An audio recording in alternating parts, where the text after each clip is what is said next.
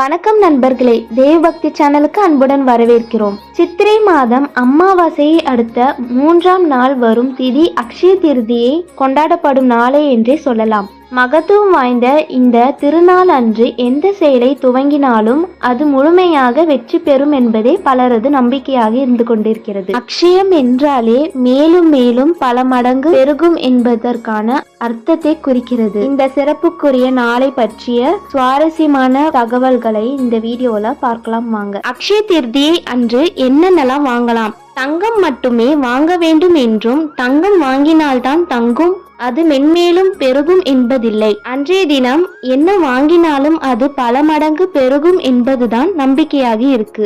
எனவேதான் இந்த நாளில் தங்கம் வாங்க விரும்புகின்றார்கள். ஆனால் இவ்வளவு விலை உயர்ந்த பொருளை அனைவராலும் வாங்க முடியாத நிலையில் இருக்கிறார்கள்.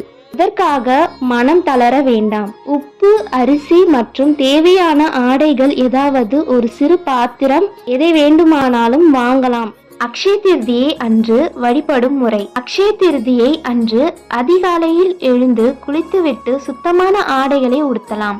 பிறகு கோவிலுக்கு சென்றாலோ இல்ல வீட்டின் பூஜை அறையிலோ விளக்கு ஏற்றி வழிபடலாம். மகாலட்சுமியையும் பெருமாளையும் அவர்களுக்குரிய மந்திரங்களை சொல்லியும் வழிபடலாம். அன்றைய தினம் மகாலட்சுமிக்கு நெய் வைத்தியமாக பால் பாயாசம் செய்தும் படைப்பது மிகவும் நல்லது. முடியாதவர்கள் எளிமையாக பால் மட்டும் காய்ச்சி வைத்தாலே போதும்.